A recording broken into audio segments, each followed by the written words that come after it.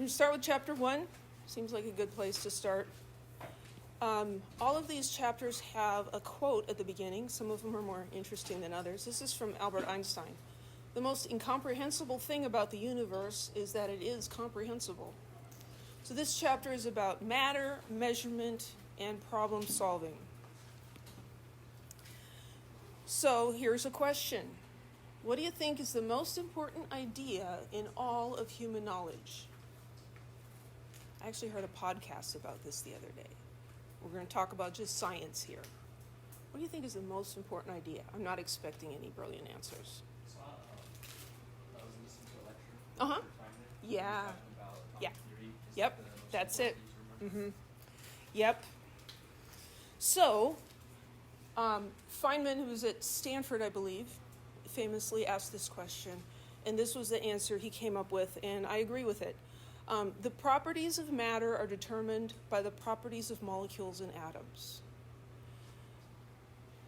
So, what the atoms and the molecules are, their shapes, their sizes, all of those things, how they interact with each other, that determines how matter, the whole big piece of it, behaves. And if you change the individual atoms or molecules, you change the matter. And so by looking at matter at the molecular level, at these very small pieces, then we have a lot more control over getting matter to do what we want. So we can make different types of plastics, for example. Some are resistant to acetone, some are not. Some of them are brittle, some will decompose. What's the difference between all these plastics? It's the molecules.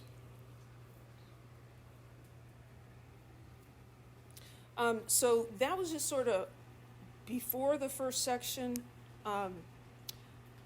My style is I lecture straight from the textbook. So this is section 1.1. I divide all my lectures into separate videos for each section because who wants to scroll through an hour and a half of me droning on and on? So this way you can just jump to the right thing. So atoms and molecules. So what are atoms? Atoms are like the building blocks of matter. These are submicroscopic, far too small to see, even with the most powerful microscope. But they're the smallest pieces of matter.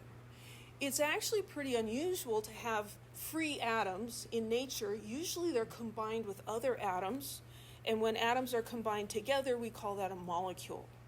So this is an illustration of a water molecule. It has one oxygen atom and two hydrogen atoms, and all water molecules are going to be the same.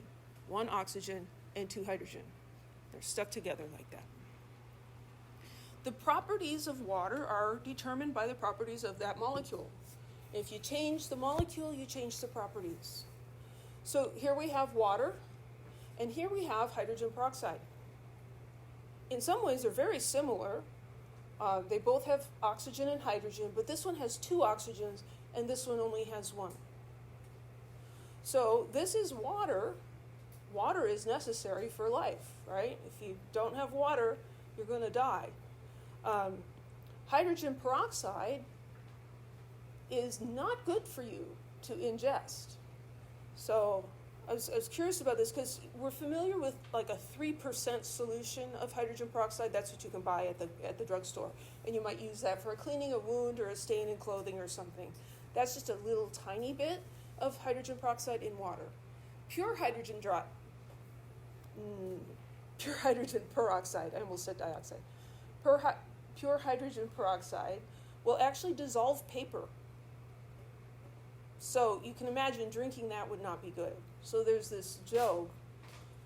The guy walks into a bar, two guys walk into a bar, and the first one says, "I'll have a glass of H2O."